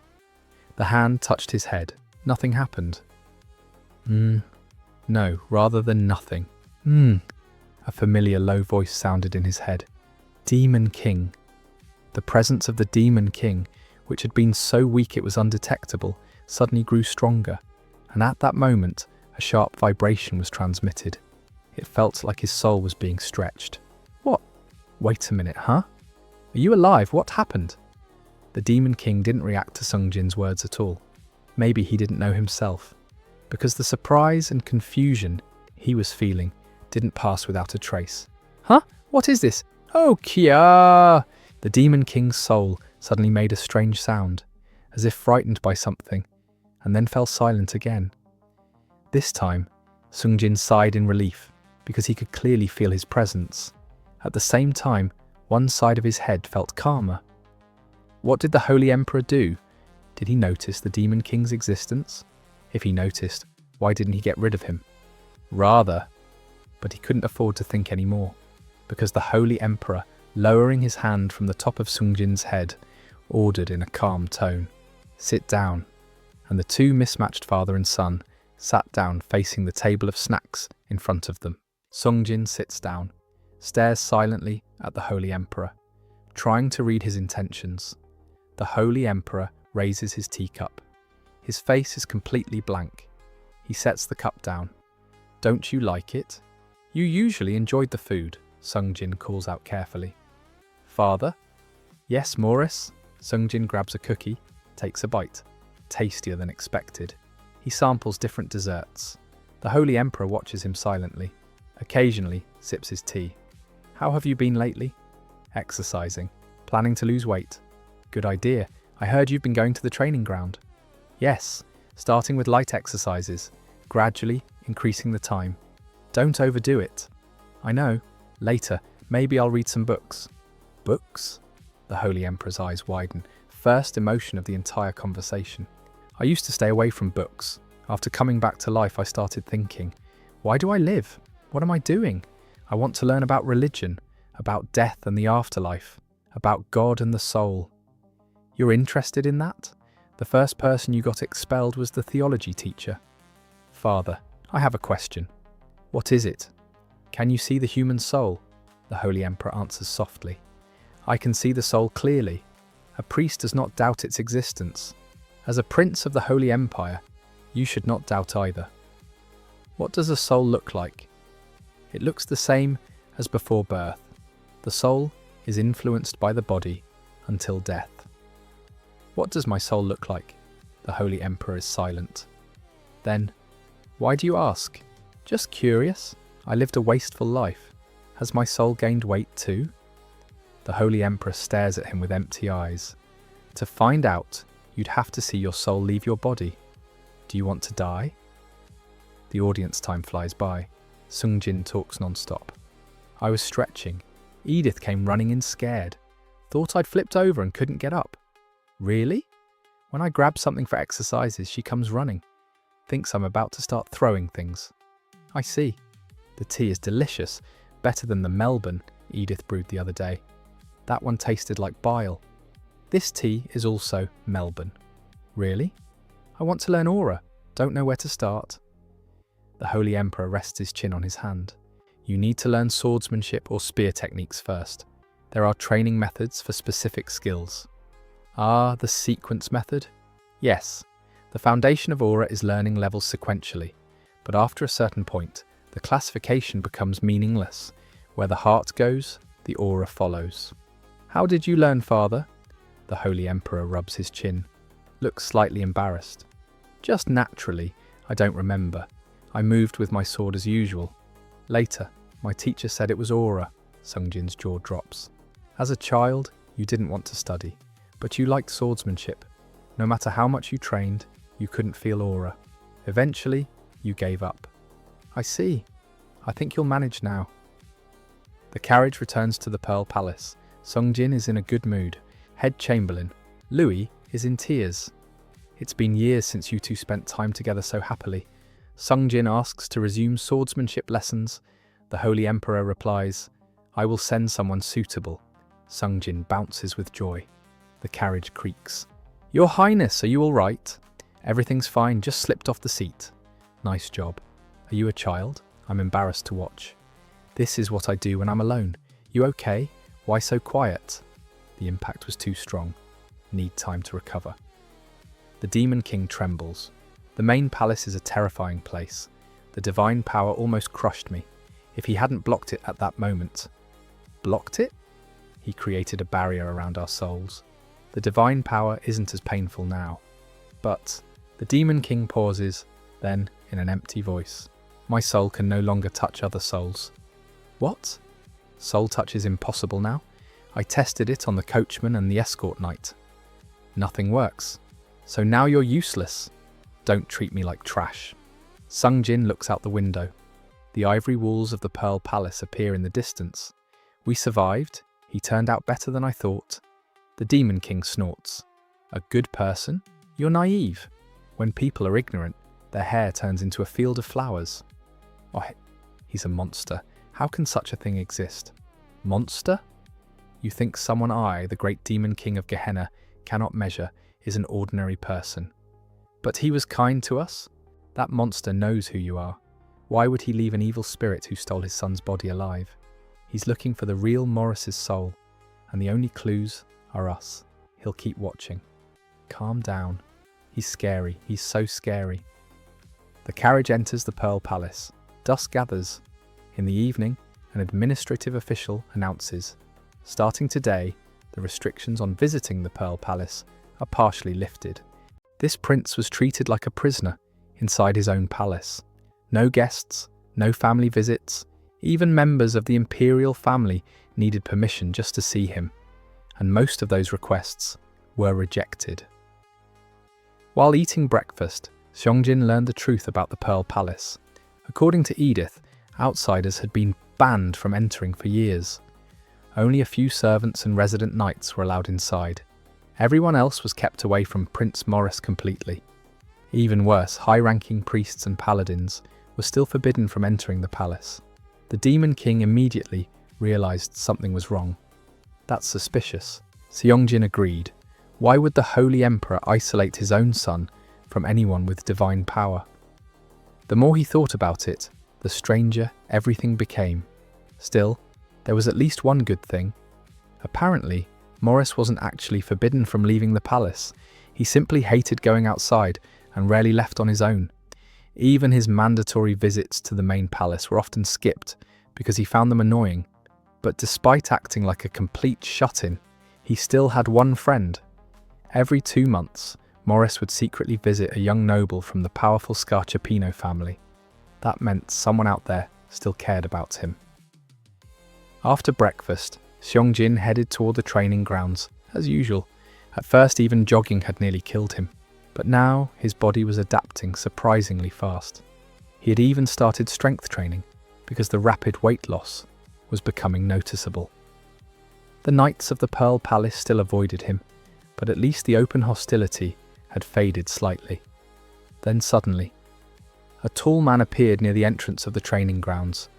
The moment he spotted Seongjin, his face lit up with a warm smile.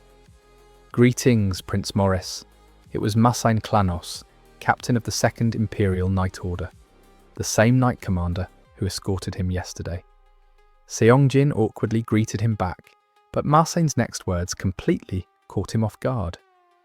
"I came as soon as I heard the visitation restrictions were lifted."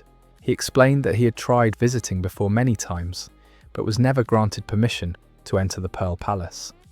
The second the restrictions disappeared, he came immediately. The Demon King instantly started roasting Seongjin. "You forgot the guy you literally met yesterday? Incredible." Trying to ignore the embarrassment, Seongjin listened carefully. Apparently, the Emperor personally ordered Masain to supervise his physical training from now on.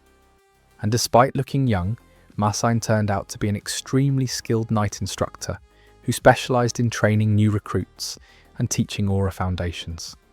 At first, Seongjin thought everything sounded perfect, until Masain completely lost his mind. When Seongjin casually repeated something the Emperor once told him about following the call of the heart while learning aura techniques, Masain exploded. "What do you mean a higher level makes the basics meaningless?" His gentle retriever-like personality vanished instantly. "Do you have any idea how many people spend their entire lives trying to reach that level?" Seongjin immediately froze. The Demon King whispered quietly, "Yeah, this guy definitely has trauma." From that moment on, Seongjin realized one thing. Training with Masain was not going to be peaceful. Still, the Knight Commander turned out to be unbelievably dedicated. He spent the entire morning personally guiding Seongjin through exercises, breathing control, meditation, and the foundations of imperial swordsmanship. Then he casually announced that if necessary, he was willing to move his palace work schedule, work overtime, or even use his vacation days just to continue teaching him. Seongjin was horrified. This man was way too committed. But that wasn't the end of the surprises. Later that day, Edith nervously informed him that someone important had arrived. Princess Amelia is waiting in the guest room. The Demon King immediately explained who she was. Your older sister.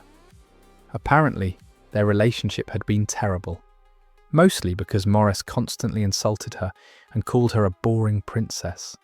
Seongjin instantly felt a headache coming, but the moment he arrived at the guest room, everything became chaos.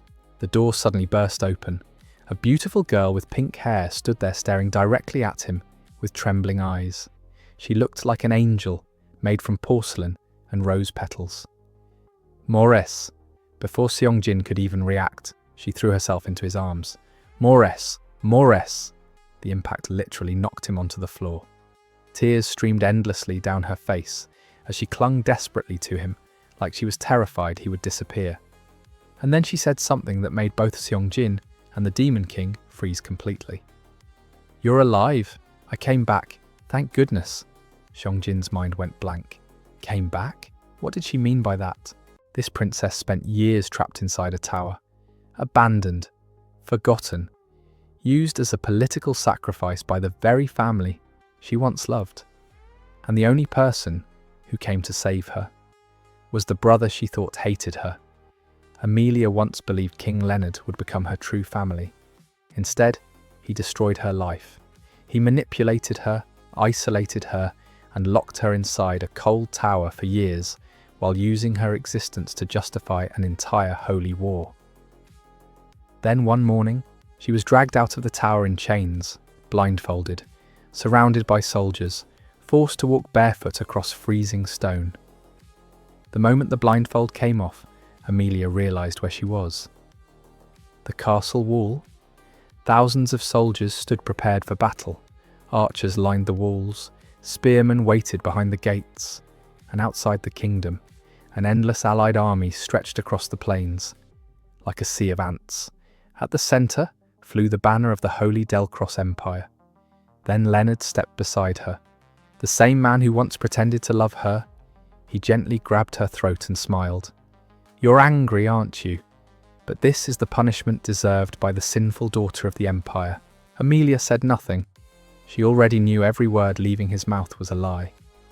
Leonard slowly brushed her pink hair aside before tightening his grip around her neck.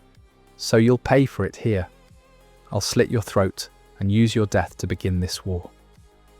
Amelia quietly closed her eyes. She had already given up on life long ago. At this point, she only hoped the Allied army would destroy Leonard completely before he could get what he wanted. But suddenly, the battlefield erupted into chaos.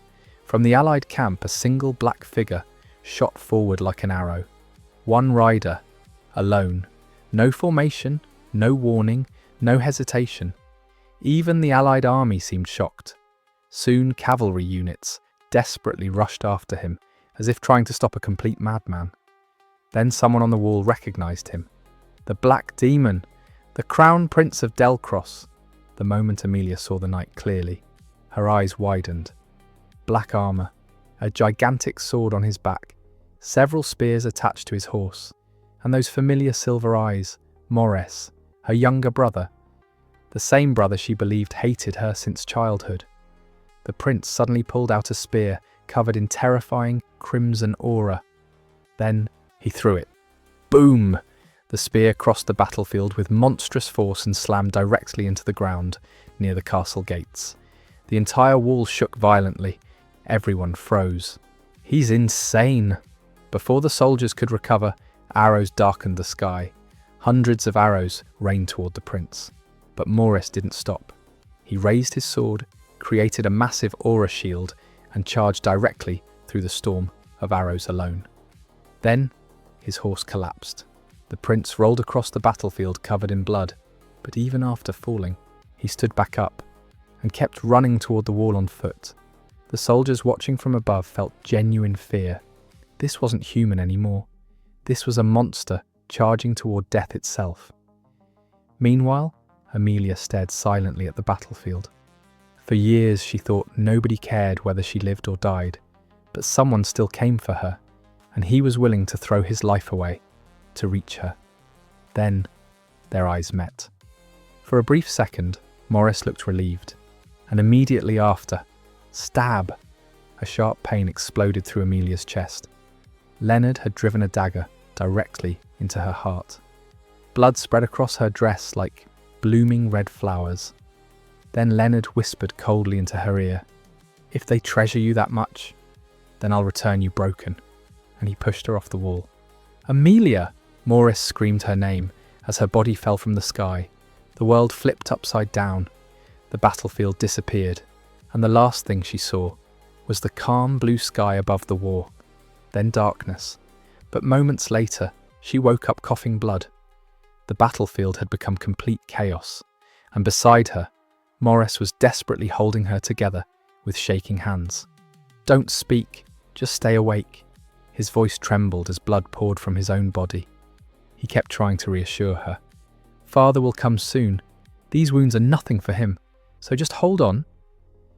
Only then did Amelia finally notice something horrifying. Morris's back was covered with arrows, dozens of them. The reason? Her body wasn't shattered from the fall.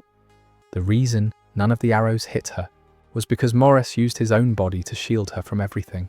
He threw himself beneath her while charging through a rain of arrows.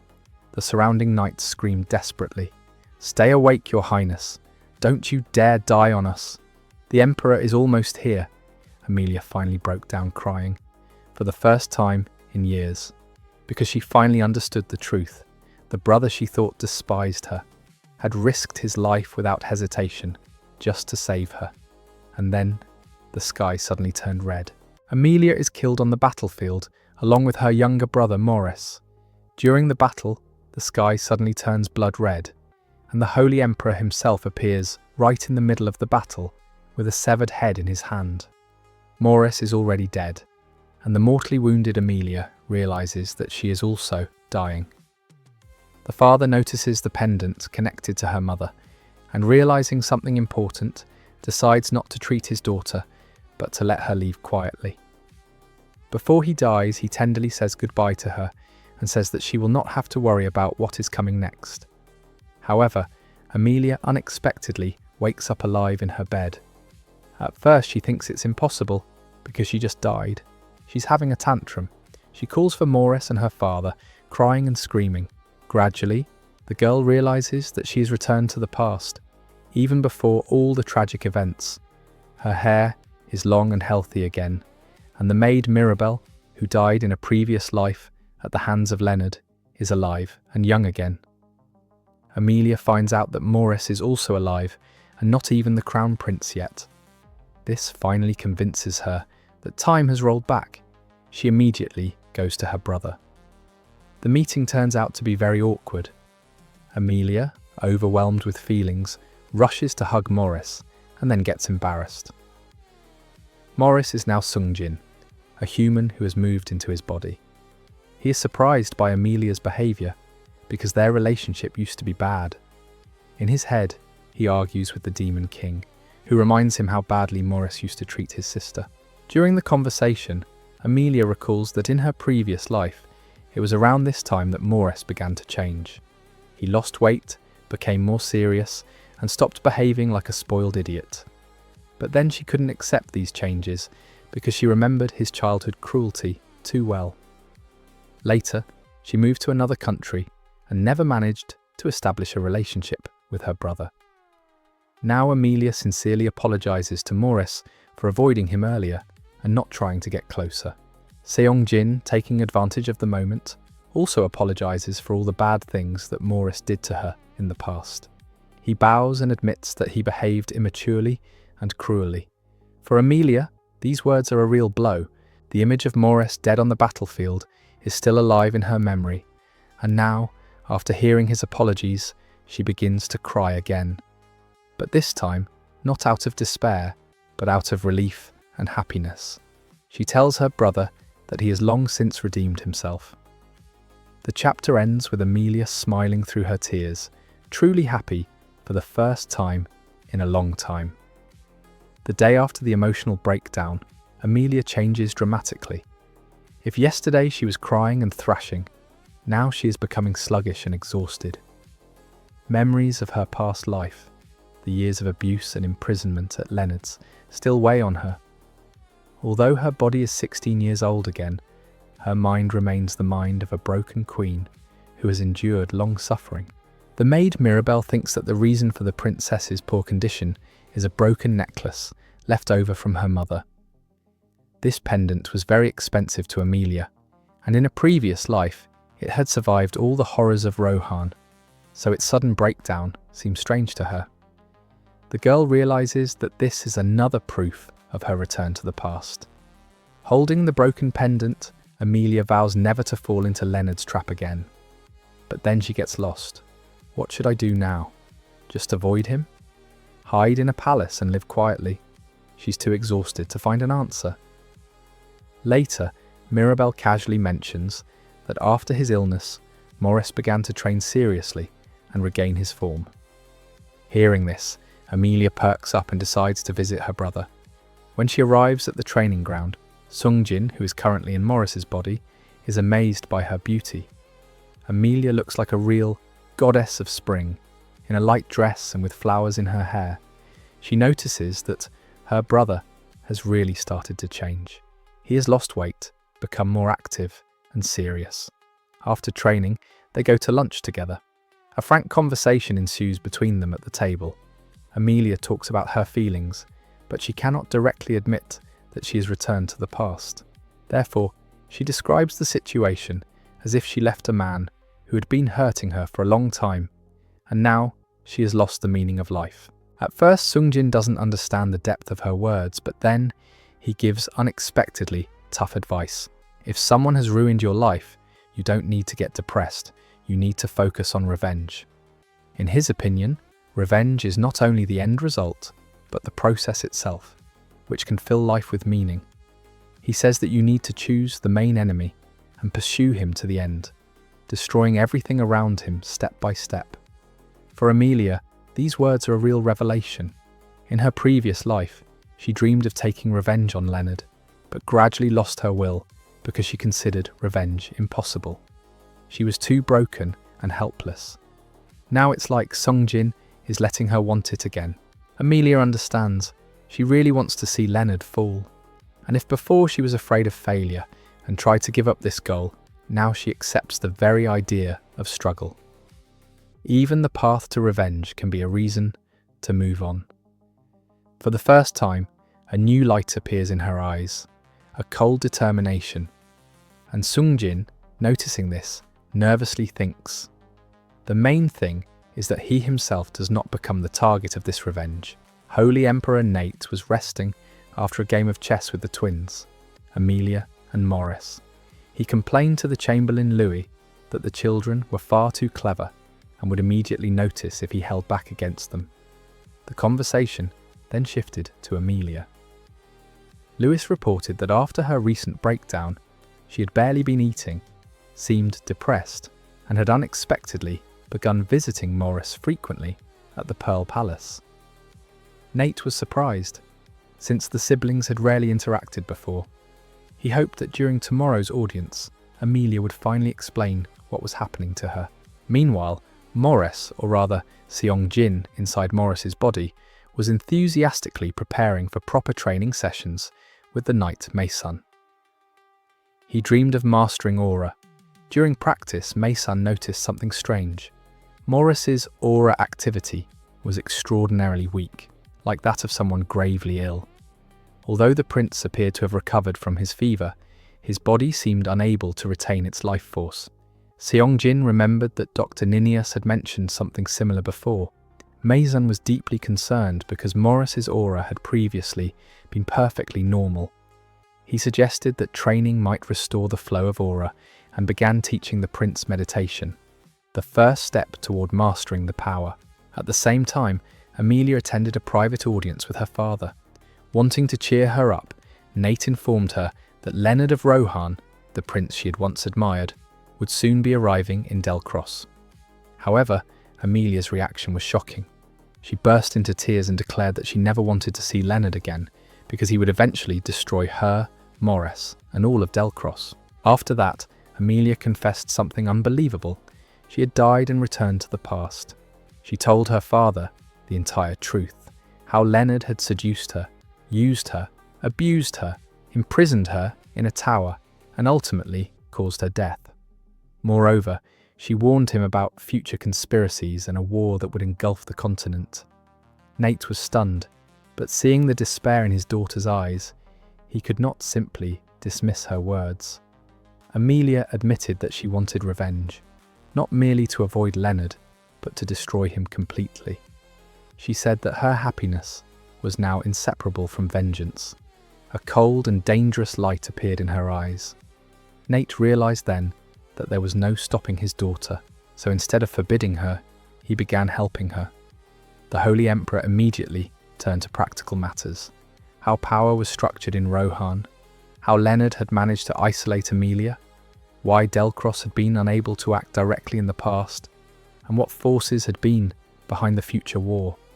He even decided that Amelia should urgently begin swordsmanship lessons so she would never again be powerless.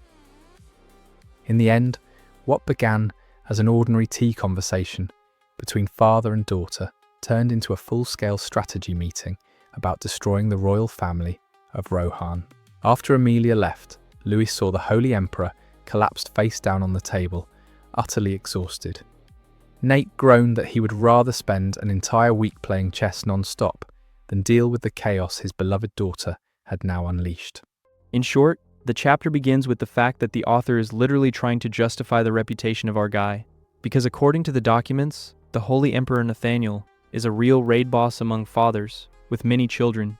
By the age of 21, he officially has 5 children. 5. At 21, any courtier would have thought of that right away. Did this guy leave the bedroom at all? But here's the joke. Nate has never been some kind of legendary womanizer. He didn't run after every skirt or collect novels as RPG achievements. The problem was something else entirely. Our boyfriend was born the 3rd prince, the son of an unloved wife, without support, without allies, without a proper roof over your head.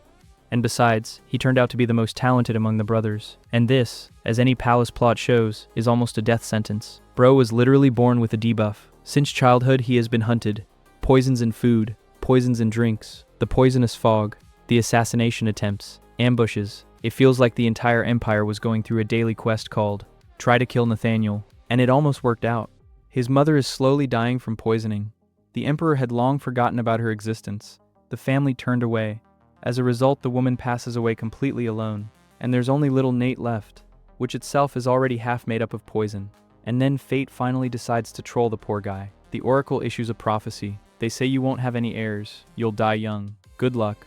Imperial healers add, by the way, you're also infertile, and you'll live to be 20 at the most. Our guy listens to all this and understands. He officially became the character to whom the scriptwriter gave the most disgusting starter kit in the entire story. There are no heirs. There is no support. There is no future. There is no hope. But by some miracle, Nate continues to live.